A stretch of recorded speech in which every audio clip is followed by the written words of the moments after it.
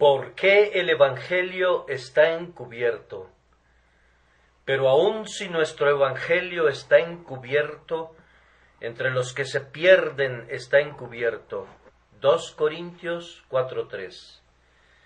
En este versículo y en el siguiente tenemos una descripción muy breve pero muy completa de lo que todo ministro del Evangelio debe predicar.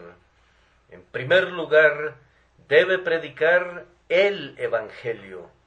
No debe predicar sobre metafísica, ni sobre política, ni sobre simple moralidad, ni predicar simplemente doctrinas como tales. Debe predicar el Evangelio, que quiere decir buena nueva, algo nuevo y algo bueno, tan bueno que nada lo pueda igualar. Son las buenas noticias de misericordia para el culpable, las benditas nuevas de que Dios baja al hombre para que el hombre pueda subir a Dios, las nuevas de bienvenida de la expiación hecha por la culpa humana. Es tan nueva como buena. Llega como una extraña novedad para el oído atento.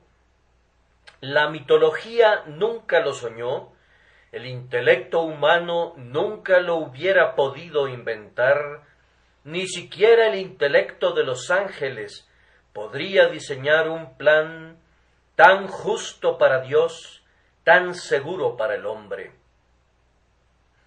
La ocupación del ministro cristiano es predicar estas buenas nuevas, hacer del conocimiento de los pecadores la buena noticia de que hay un Salvador, mostrar a los culpables a Cristo y decir constantemente a cada pecador: cree en el Señor Jesús y serás salvo.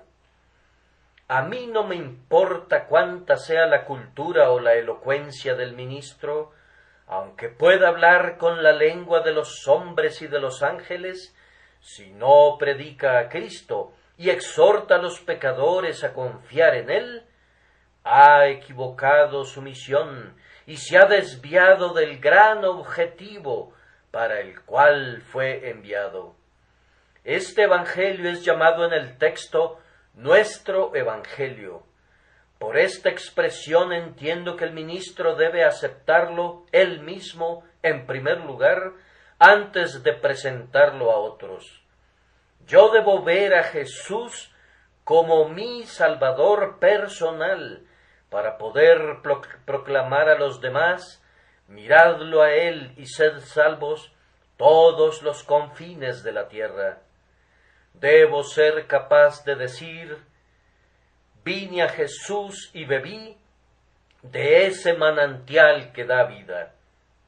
Y entonces, y sólo entonces, debo exclamar: oh todos los sedientos, venid a las aguas.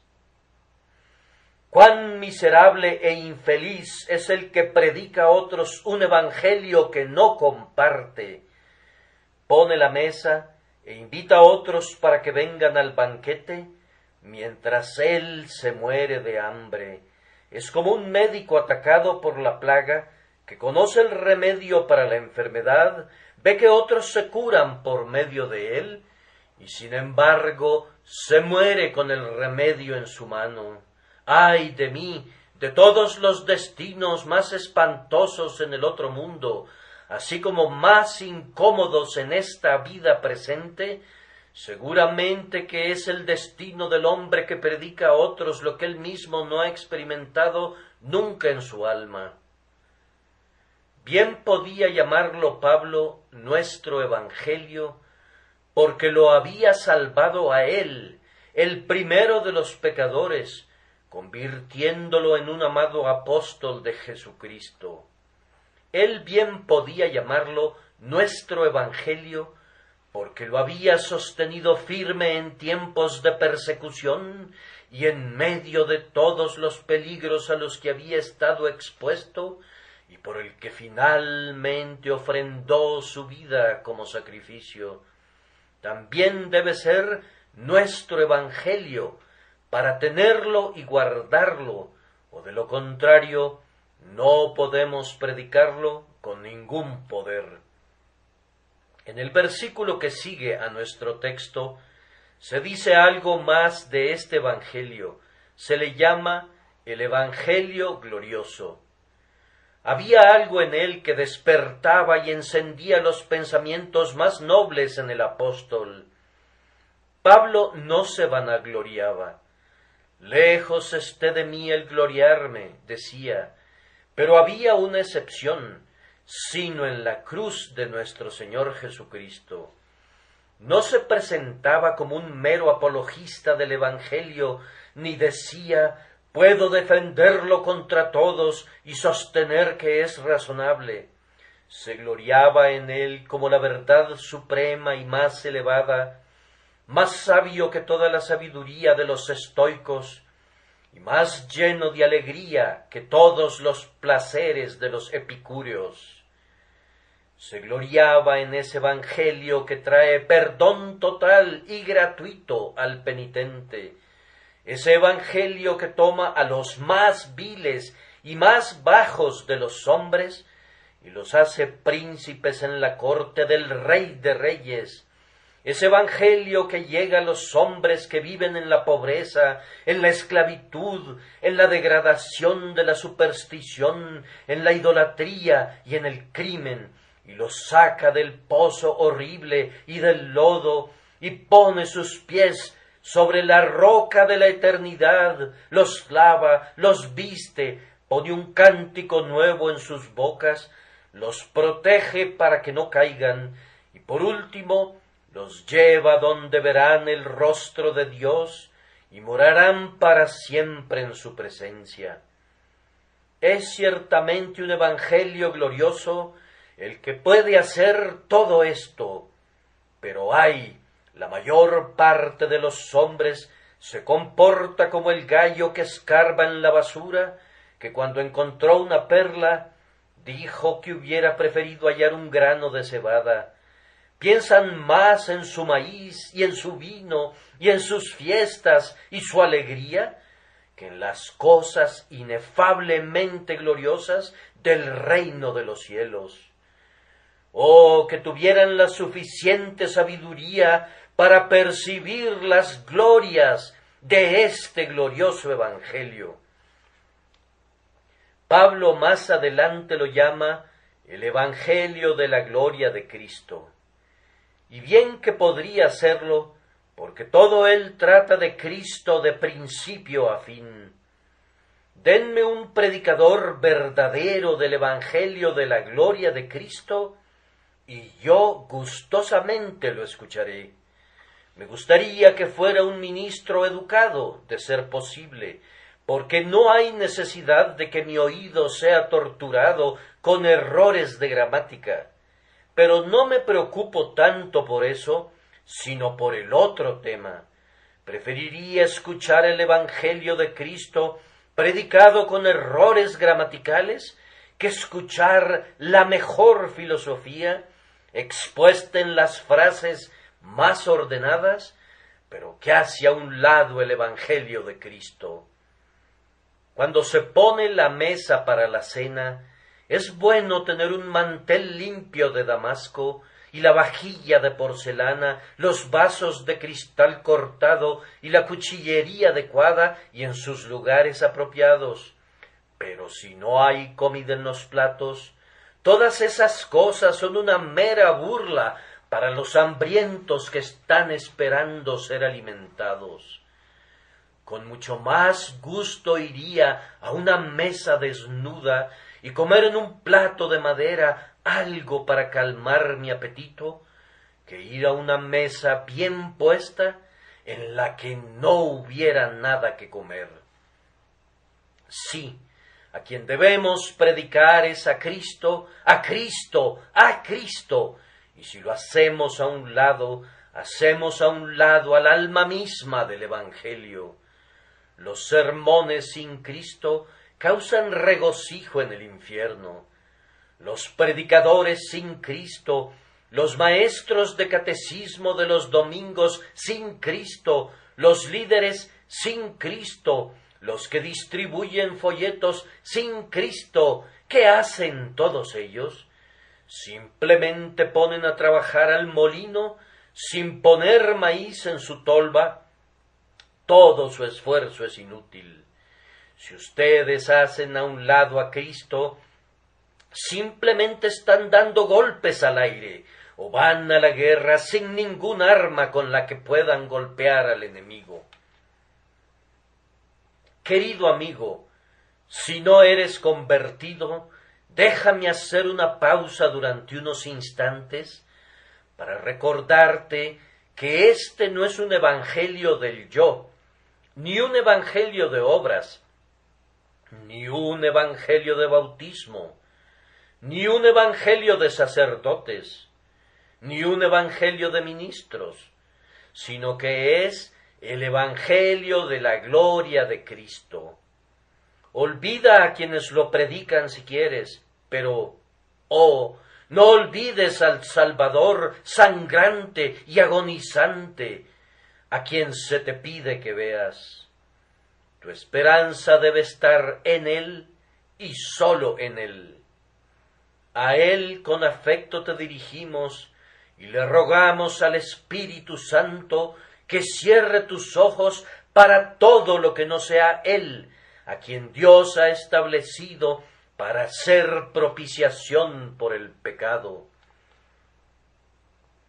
Hay vida cuando se mira al crucificado, hay vida en este momento para ti.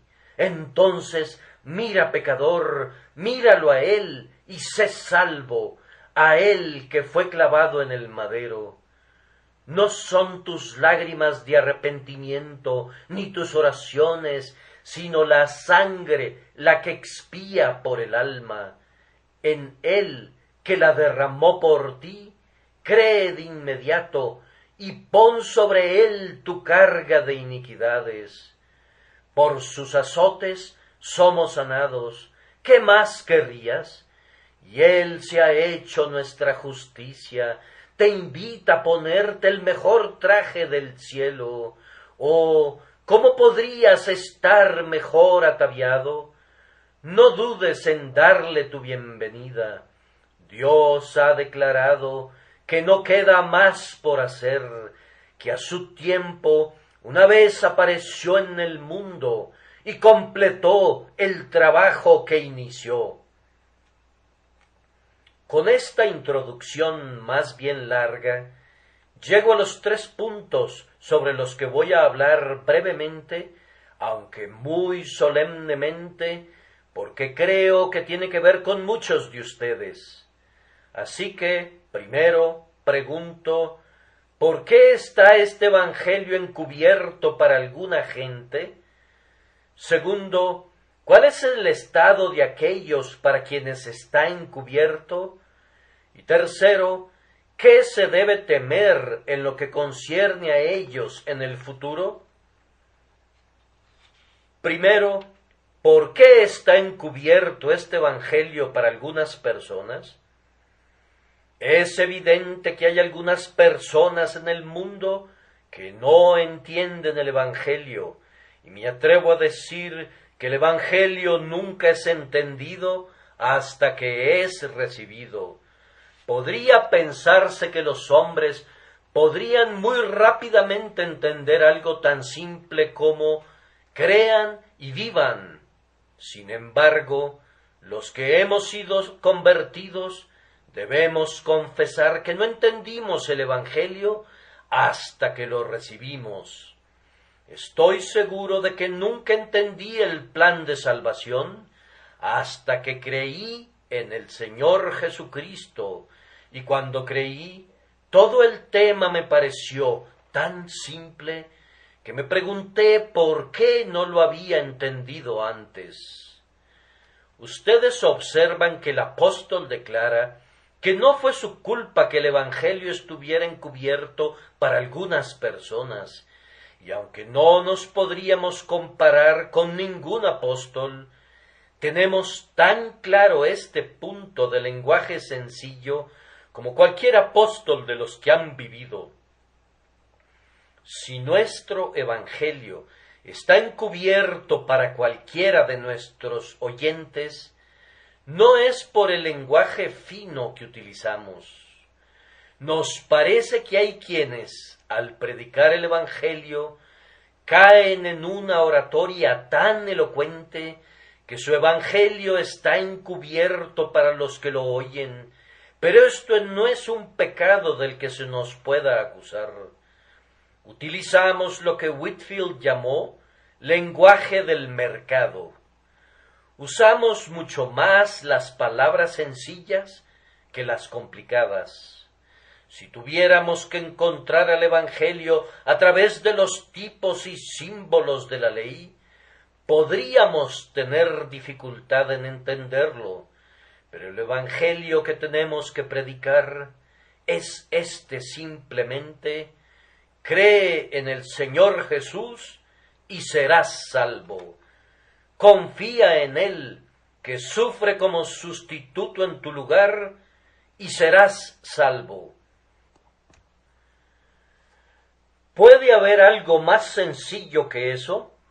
Tratamos de utilizar las más sencillas comparaciones de manera de presentar la verdad para que pueda ser comprendida por el más débil de nuestros oyentes.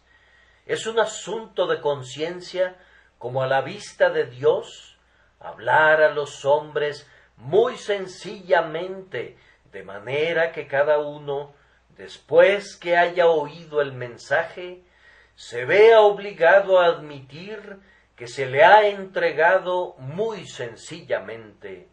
¿Cómo es, pues, que ustedes no lo entienden? Ciertamente, no es porque encubramos al Evangelio en una larga lista de ceremonias.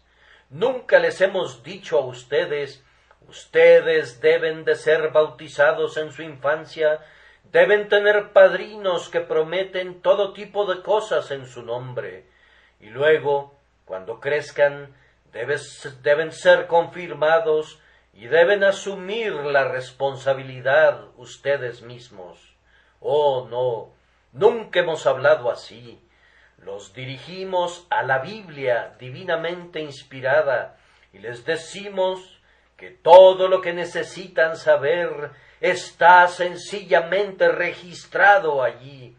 Los dirigimos a la palabra eterna que se encarnó y les decimos, con todo el énfasis de que somos capaces: nadie sino Jesús puede hacer bien a los pecadores sin otra salida.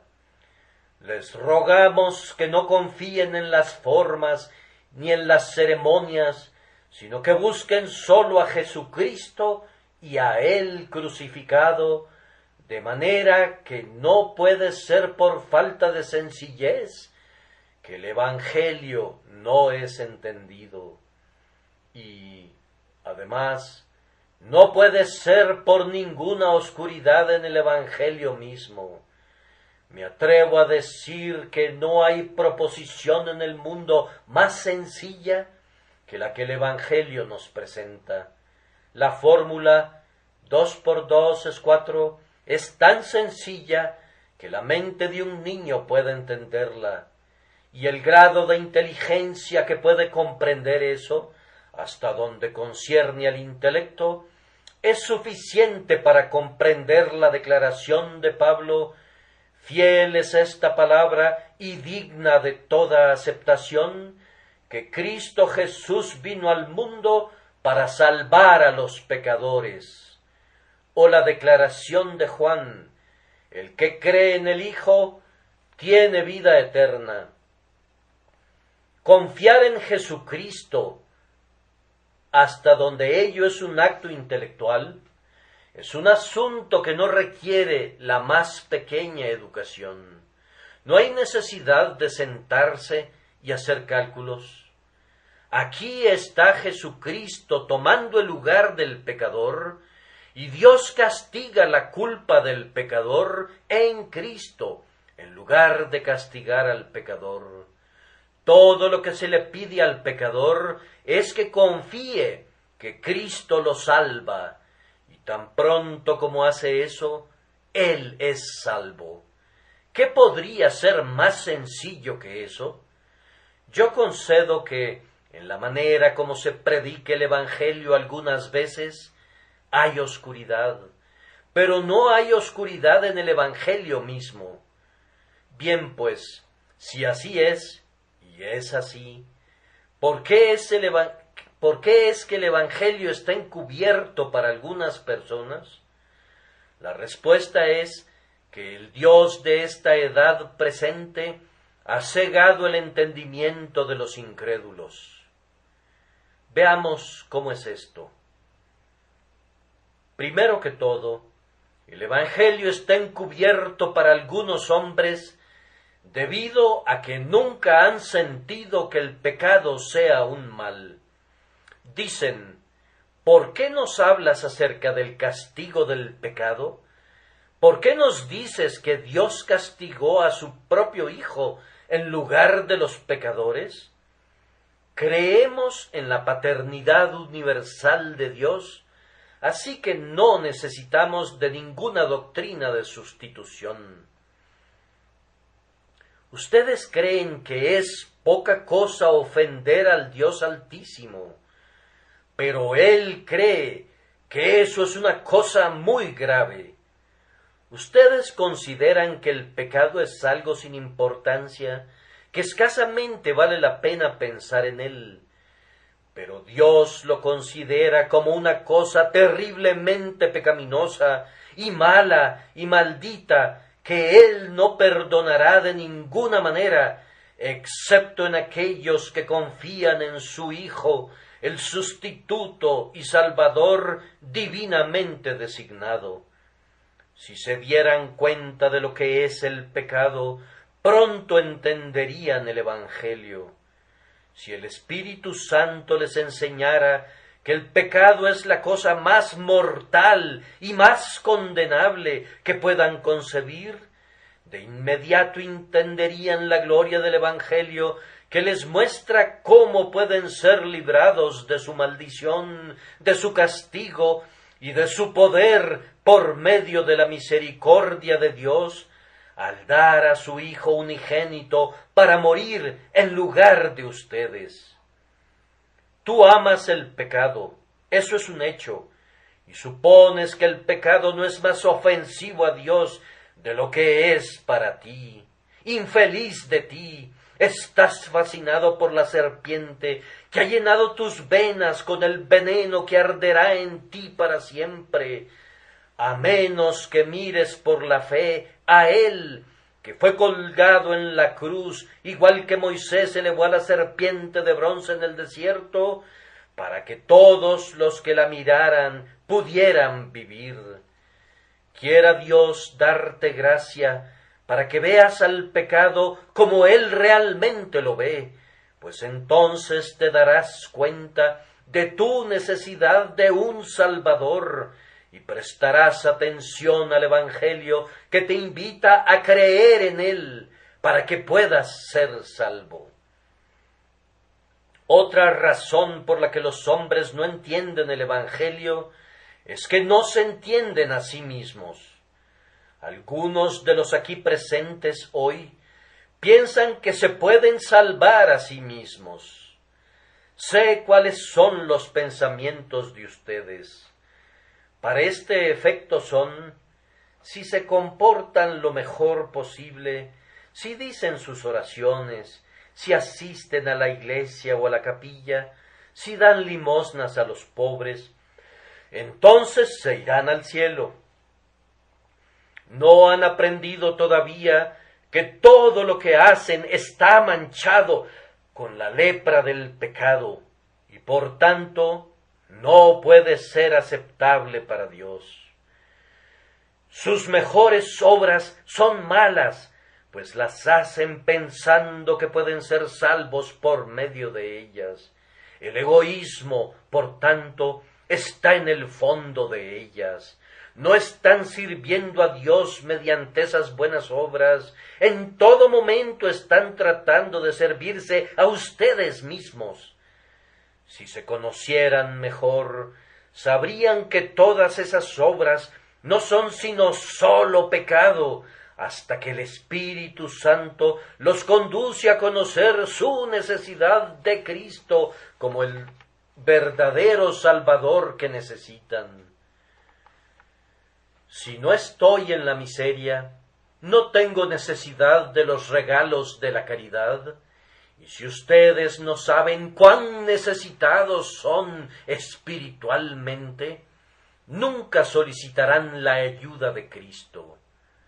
Pero al menos por una vez, dejen que las necesidades reales de su alma los miren fijamente al rostro, de manera que se den cuenta que son miserables y desventurados y pobres y ciegos y desnudos.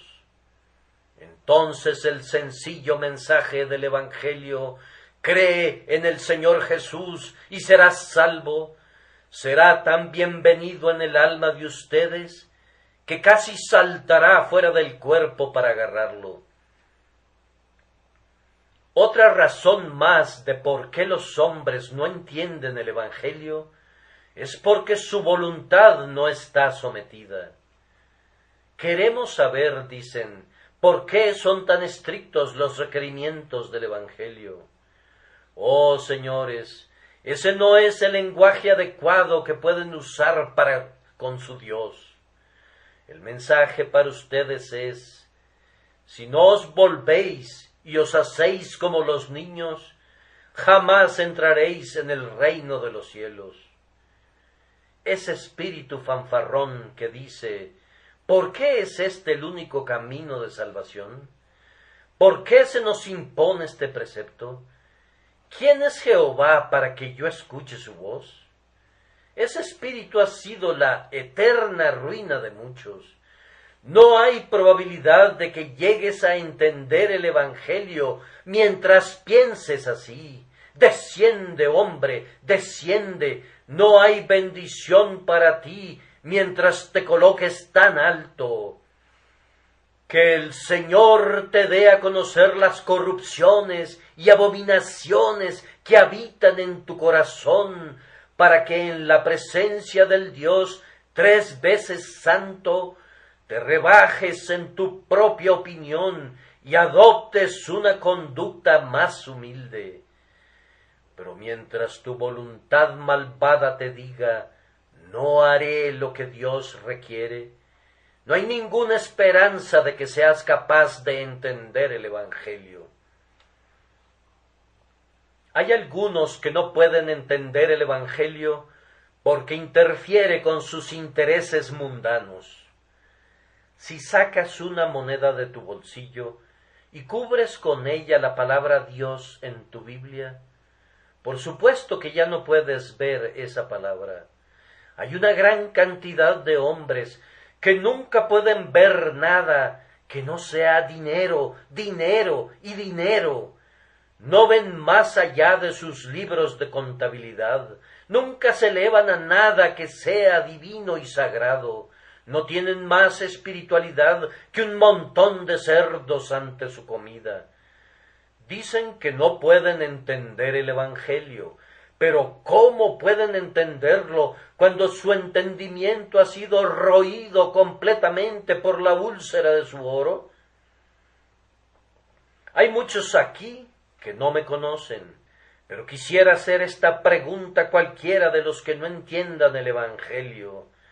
¿No hay acaso en tu corazón un deseo de no entenderlo? ¿No es un hecho muy triste que muchos de ustedes no comprenden a los predicadores del Evangelio porque no se quieren molestar en comprenderlos? Tienen un incómodo presentimiento de que la verdad del Evangelio y sus placeres no van de acuerdo. Ustedes son como los hombres que van por el camino de la bancarrota, pero que no se atreven a examinar sus libros para ver cuál es su estado. Y sin embargo, ¿conocieron alguna vez a alguno que recuperara su posición, rehusando mirar a sus dificultades cara a cara? ¿No es el plan más sensato conocer lo peor de su situación y conocerlo de inmediato? He conocido a algunos que no querían entender el Evangelio porque estaban involucrados en negocios que no soportarían un escrutinio. Hay otros que son impedidos de entenderlo debido a los pecados que los dominan. Si el Señor Jesucristo concediera perdones y permitiera que los hombres conservaran sus pecados, ¿qué multitud de discípulos de esa clase tendría? Pero Él dice que, aunque el pecado no sea tan querido como nuestro brazo derecho, debe ser cortado, y aunque sea tan precioso como nuestro ojo derecho, debe ser arrancado. Sin embargo, muchos no estarán de acuerdo con estas condiciones, y por tanto el Evangelio está encubierto para ellos. Ahora debo intentar contestar brevemente la segunda pregunta. ¿Cuál es el estado de aquellos para los que el Evangelio está encubierto? Pablo dice que están perdidos, pero aun si nuestro Evangelio está encubierto, entre los que se pierden está encubierto. Pero, Pablo, ¿no eres demasiado poco caritativo al decir que los hombres están perdidos? Los predicadores de hoy les dicen que todos ellos por fin llegarán al cielo. Oh, amados, los apóstoles no sabían de esta caridad sensiblera moderna. Decían como su maestro les dijo, pero el que no cree será condenado. Nuestro Señor Jesucristo sabía que no había alternativa entre creer y estar perdido. Pero ¿en qué sentido están perdidos aquellos para quienes el Evangelio está encubierto? Bien, primero, están perdidos para la Iglesia. Puedes aportar para los fondos de la Iglesia, puedes asistir a los servicios de la Iglesia, hasta puedes ser un ardiente admirador del predicador y encontrar una cierta medida de interés al escuchar sus sermones.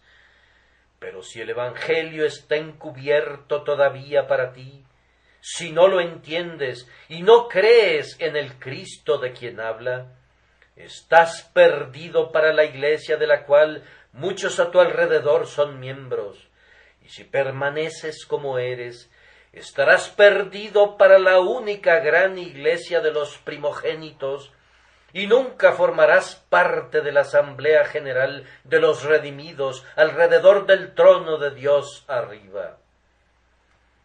Es una cosa terrible para cualquiera estar perdido. Yo no sé si hay una palabra más horrible en nuestro idioma que esa palabra perdido. ¿Recuerdas, amigo mío, cuando llegaste del trabajo a tu hogar una noche y tu esposa salió a tu encuentro con la triste noticia de que tu pequeña hijita estaba perdida? ¿Cómo corriste de una estación de policía a otra y tu pobre esposa perturbada iba de una calle a otra buscando alguna noticia de tu niña perdida? Fue su desdicha estar perdida en ese sentido, pero tengo la esperanza de que nunca tengas una niña perdida en el sentido de que sea por su culpa, cuando la madre noche tras noche busque en las calles frías algunas huellas de su pobre hija perdida.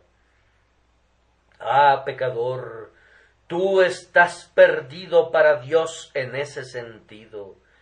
Te has alejado de aquel que te hizo, has despreciado el amor que Él te ha prodigado, has olvidado todo el cuidado que Él ha tenido por ti. Estoy completamente seguro que no eres feliz mientras estás así perdido. ¿Cómo podrías ser feliz? No estás tranquilo, estás como un barco a la deriva en medio de una tormenta y sin un timón que lo guíe ni un ancla que lo detenga, y a menos que el Señor se interponga con misericordia para salvarte, estarás perdido para siempre. ¡Qué misericordia es, pecador, que todavía no estés perdido en el sentido pleno de ese término, como pronto lo estarás si no te arrepientes del pecado y te vuelves al Señor!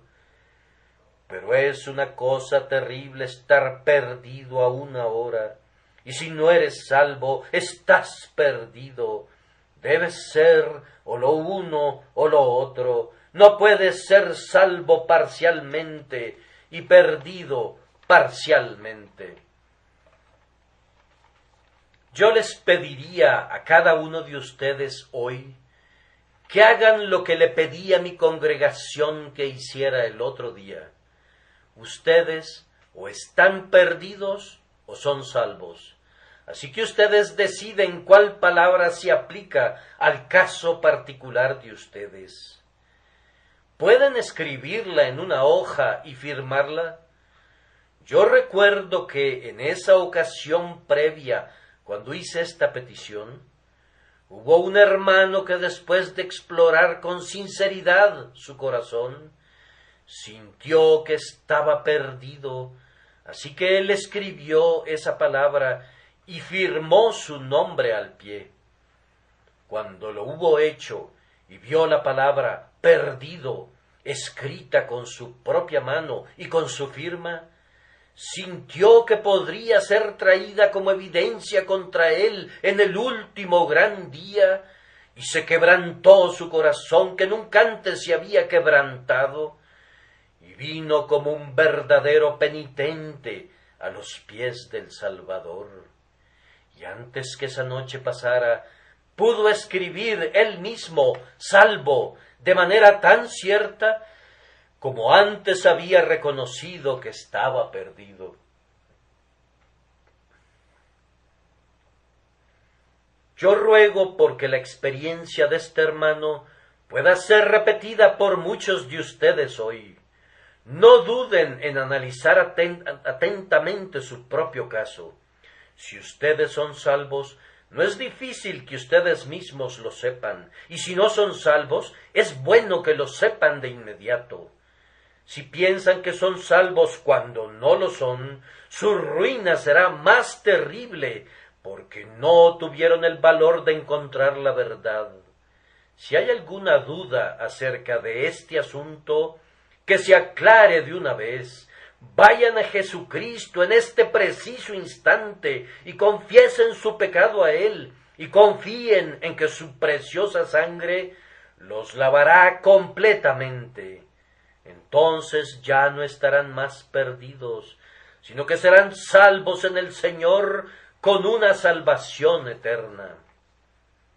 Ahora, para terminar, déjenme responder en unas cuantas frases a la tercera pregunta: ¿qué se debe temer en lo concerniente a aquellos para los que el Evangelio está encubierto? Es de temer que, además de su ceguera natural, una segunda venda haya sido puesta sobre sus ojos por el Dios de este mundo. Esta es una expresión muy notable, el Dios de este mundo. ¿Este mundo, pues, realmente adora al demonio?